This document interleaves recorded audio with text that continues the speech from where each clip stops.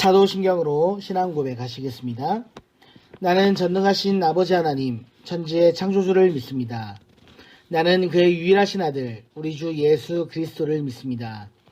그는 성령으로 잉태되어 동정녀 마리아에게서 나시고 본디우 빌라도에게 고난을 받아 십자가에 못 박혀 죽으시고 장사된 지 사흘 만에 죽은 자 가운데에서 다시 살아나셨으며 하늘에 오르시어 전능하신 아버지 하나님 우편에 앉아 계시다가 거기로부터 살아있는 자와 죽은 자를 심판하러 오십니다. 나는 성령을 믿으며 거룩한 공교회와 성도의 교제와 죄를 용서받는 것과 몸의 부활과 영생을 믿습니다. 아멘. 찬송가 27장입니다. 이전 찬송 27장입니다. 빛나고 높은 보좌와 그 위에 앉으신 주 예수 얼굴 영광이 해같이 빛나네. 해같이 빛나네.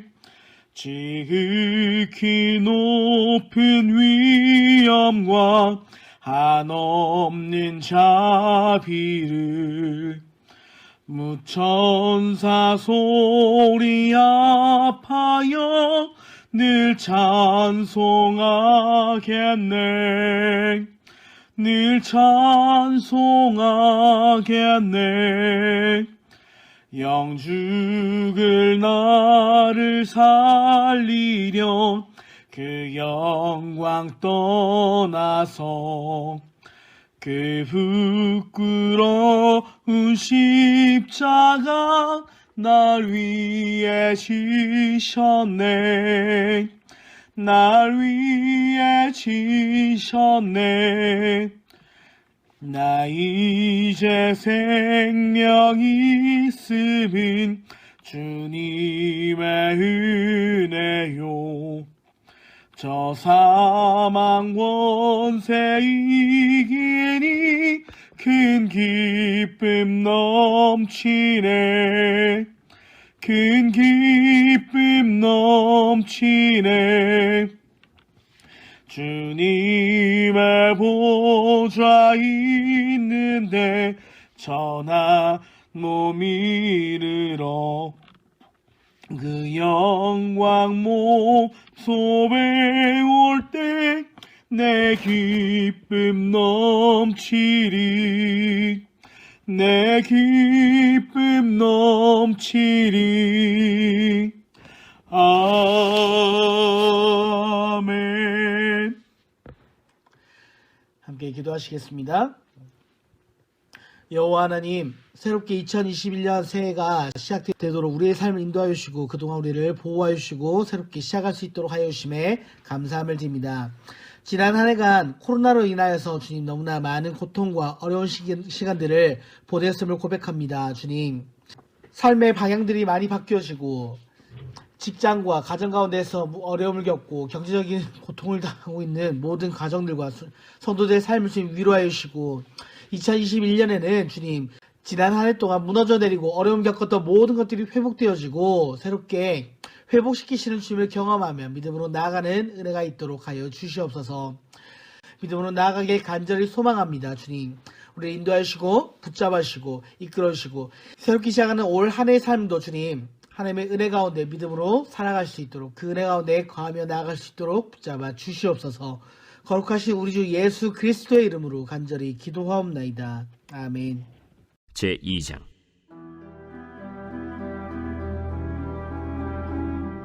여호와께서 회오리 바람으로 엘리야를 하늘로 올리고자 하실 때 엘리야가 엘리사와 더불어 길갈에서 나가더니 엘리야가 엘리사에게 이르되 청하건대 너는 여기 머물라. 여호와께서 나를 베델로 보내시느니라. 여호와께서 살아계심과 당신의 영혼이 살아있음을 두고 맹세하노니 내가 당신을 떠나지 아니하겠나이다. 이에 두 사람이 베델로 내려가니 베델에 있는 선지자의 제자들이 엘리사에게로 나와 그에게 이르되 여호와께서 오늘 당신의 선생을 당신의 머리 위로 데려가실 줄을 아시나이까?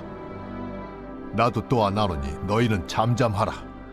엘리야가 그에게 이르되 엘리사야, 청하건대 너는 여기 머물라. 여호와께서 나를 여리고로 보내시느니라. 엘리사가 이르되 여호와께서 살아계신과 당신의 영혼이 살아있음을 두고 맹세하노니 내가 당신을 떠나지 아니하겠나이다. 그들이 여리고에 이르매 여리고에 있는 선지자의 제자들이 엘리사에게 나와 이르되 여호와께서 오늘 당신의 선생을 당신의 머리 위로 데려가실 줄을 아시나이까? 엘리사가 이르되 나도 아노니 너희는 잠잠하라. 엘리야가 또 엘리사에게 이르되 청하건대 너는 여기 머물라. 여호와께서 나를 요단으로 보내시느니라. 여호와께서 살아계심과 당신의 영혼이 살아있음을 두고 맹세하노니 내가 당신을 떠나지 아니하겠나이다. 이에 두 사람이 가니라. 선지자의 제자 50명이 가서 멀리 서서 바라보매 그 두 사람이 요단가에 서 있더니 엘리야가 겉옷을 가지고 말아 물을 치매 물이 이리저리 갈라지고 두 사람이 마른 땅 위로 건너더라. 건너매 엘리야가 엘리사에게 이르되 나를 내게서 데려감을 당하기 전에 내가 내게 어떻게 할지를 구하라. 당신의 성령이 하시는 역사가 갑절이나 내게 있게 하소서. 네가 어려운 일을 구하는도다. 그러나 나를 내게서 데려가시는 것을 내가 보면 그 일이 내게 이루어지려니와 그렇지 아니하면 이루어지지 아니하리라. 두 사람이 길을 가며 말하더니 불수레와 불말들이 두 사람을 갈라놓고 엘리야가 회오리 바람으로 하늘로 올라가더라. 엘리사가 보고 소리 지르되 내 아버지여, 내 아버지여, 이스라엘의 병거와 그 마병이여. 하더니 다시 보이지 아니하는지라. 이에 엘리사가 자기의 옷을 잡아 둘러 찢고 엘리야의 몸에서 떨어진 겉옷을 주워 가지고 돌아와 요단 언덕에 서서 엘리야의 몸에서 떨어진 그의 겉옷을 가지고 물을 치며 이르되 엘리야의 하나님 여호와는 어디 계시니까? 하고 그도 물을 치매 물이 이리저리 갈라지고 엘리사가 건너니라. 맞은편 여리고에 있는 선지자의 제자들이 그를 보며 말하기를 엘리야의 성령이 하시는 역사가 엘리사 위에 머물렀다. 하고 가서 그에게로 나아가 땅에 엎드려 그에게 경배하고 그에게 이르되 당신의 종들에게 용감한 사람 50명이 있으니 청하건대 그들이 가서 당신의 주인을 찾게 하소서. 염려하건대 여호와의 성령이 그를 들고 가다가 어느 산에나 어느 골짜기에 던지셨을까 하나이다. 엘리사가 이르되 보내지 말라. 하나 무리가 그로 부끄러워하도록 강청하매 보내라. 그들이 50명을 보냈더니 사흘 동안을 찾되 발견하지 못하고 엘리사가 여리고에 머무는 중에 무리가 그에게 돌아오니 엘리사가 그들에게 이르되 내가 가지 말라고 너희에게 이르지 아니하였느냐? 그 성읍 사람들이 엘리사에게 말하되 우리 주인께서 보시는 바와 같이 이 성읍의 위치는 좋으나 물이 나쁨으로 토산이 익지 못하고 떨어지나이다. 엘리사가 이르되 새 그릇에 소금을 담아 내게로 가져오라. 하매 곧 가져온지라. 엘리사가 물 근원으로 나아가서 소금을 그 가운데에 던지며 이르되 여호와의 말씀이 내가 이 물을 고쳤으니 이로부터 다시는 죽음이나 열매 맺지 못함이 없을지니라 하셨느니라. 그 물이 엘리사가 한 말과 같이 고쳐져서 오늘에 이르렀더라. 엘리사가 거기서 베델로 올라가더니 그가 길에서 올라갈 때에 작은 아이들이 성읍에서 나와 그를 조롱하여 이르되 대머리여 올라가라! 대머리여 올라가라! 엘리사가 뒤로 돌이켜 그들을 보고 여호와의 이름으로 저주하매 곧 수풀에서 암곰 둘이 나와서 아이들 중에 42명을 찢었더라. 엘리사가 거기서부터 갈멜산으로 가고 거기서 사마리아로 돌아왔더라.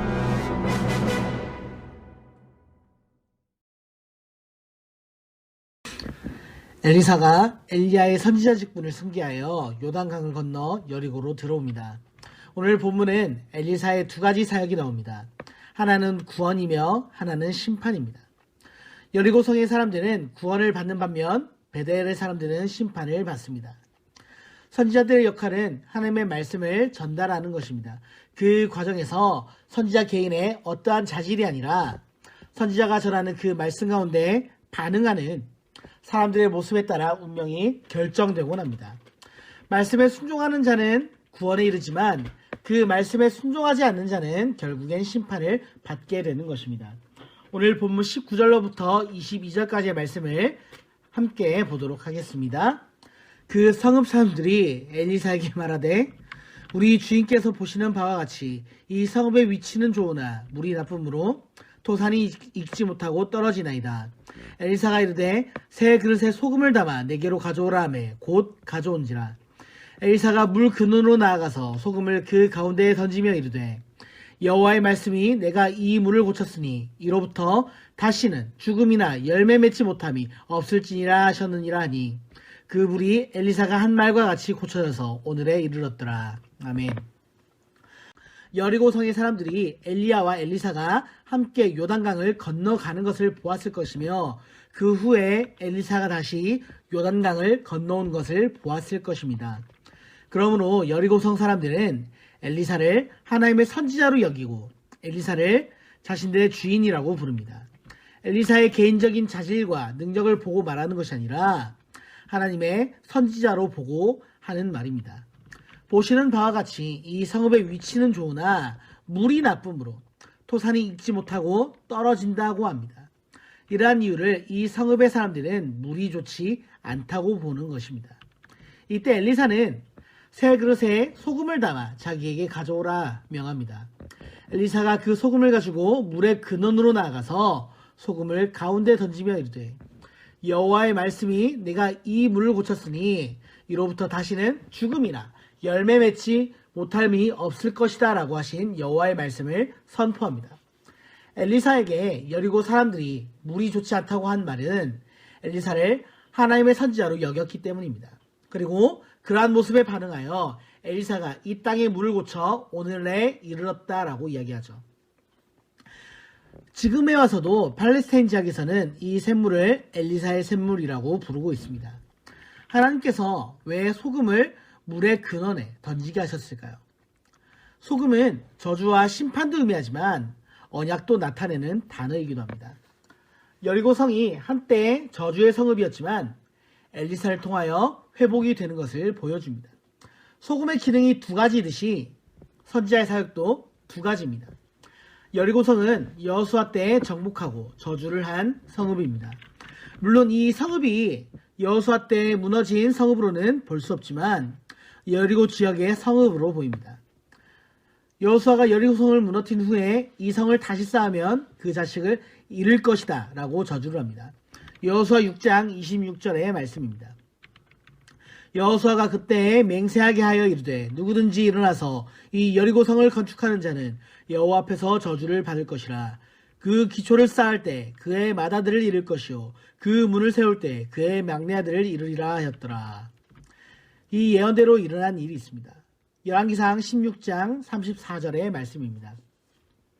그 시대에 베델 사람 히엘이 여리고를 건축하였는데 그가 그 터를 쌓을 때 맏아들 아비람을 잃었고 그 성문을 세울 때 막내 아들 수굽을 잃었으니 여호와께서 눈의 아들 여호수아를 통하여 하신 말씀과 같이 되었더라. 베델 사람 히엘이 여리고를 건축하다가 첫 번째 아들을 잃고 성문을 세울 때 막내 아들을 잃었습니다. 히엘이 여리고를 건축하던 이 시대는 아합이 다스리던 시대입니다. 온 나라가 바알과 아세라를 향한 우상 숭배로 가득하고 베델에서는 북이스라엘의 처음 왕 여로보암이 금송아지의 신전을 만들어 이곳에서 제사를 지내게 하던 때입니다.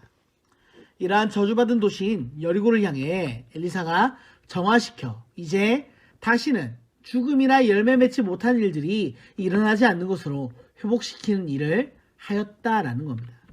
근데 이 본문과 함께 같이 등장하는 하나의 사건이 있습니다. 23절로부터 25절까지의 말씀입니다. 엘리사가 거기서 베델로 올라가더니 그가 길에서 올라갈 때 작은 아이들이 성읍에서 나와 그를 조롱하여 이르되 대머리여 올라가라 대머리여 올라가라 하는지라. 엘리사가 뒤로 돌이켜 그들을 보고 여호와의 이름으로 저주하매 곧 수풀에서 암곰 둘이 나와서 아이들 중에 42명을 찢었더라. 엘리사가 거기서부터 갈멜산으로 가고 거기서 사마리아로 돌아왔더라. 아멘. 엘리사가 여리고 땅을 정화시키고 거기서 이제 베델로 올라갈 때 길에서 작은 아이들이 성읍에서 나와 엘리사를 향해 대머리여 올라가라, 대머리여 올라가라 하고 조롱을 합니다. 올라가라는 말은 베델로 올라가는 길이기 때문에 그곳으로 가라는 말이 되기도 하지만 엘리야처럼 하늘로 들려 올라가 버리라 하는 말도 되는 겁니다. 이들이 왜 여호와의 선지자를 조롱하고 있을까요? 이스라엘 땅이 3년 6개월 동안 가뭄에 시달렸던 때가 있었습니다. 그때 이 땅을 통치하던 왕이 누굽니까? 아합이죠. 그때 아합 왕이 엘리야를 향해 이렇게 이야기를 합니다. 이스라엘을 괴롭게 하는 자여 너냐? 엘리야가 기도했기에 비가 오지 않는다라고 선포를 해버리는 것이죠.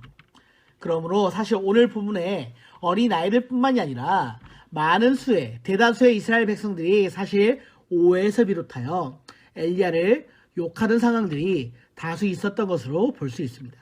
그리고 엘리사를 조롱하던 그 아이들도 이러한 모습을 그대로 보고 배운 것이죠. 여호와에 대한 불신앙과 그 선지자에 대한 조롱을 아이들이 어려서부터 들었기에 이렇게 하는 것입니다.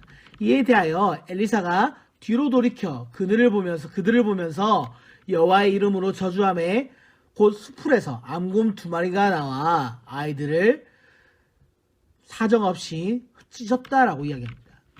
엘리사 선지자를 여호와의 사자로 알아보고 선지자의 말을 여호와의 말씀을 듣는 자들은 저주의 땅, 곧 이 저주의 물이 회복되어지는 은혜를 경험합니다. 그런데 베델에서 하나님의 선지자를 조롱하던 자들은 그 조롱의 대가로 저주와 심판을 받게 되는 것이죠. 선지자를 조롱한 자들은 곧 여호와 하나님을 조롱하는 것이기 때문입니다. 오늘 본문에 이러한 모습이 어떻게 예수 그리스도에게로까지 연결이 되어질까요? 모든 율법과 선지자들과 한 예수님도 선지자들의 사역처럼 두 가지의 기능이 나타납니다.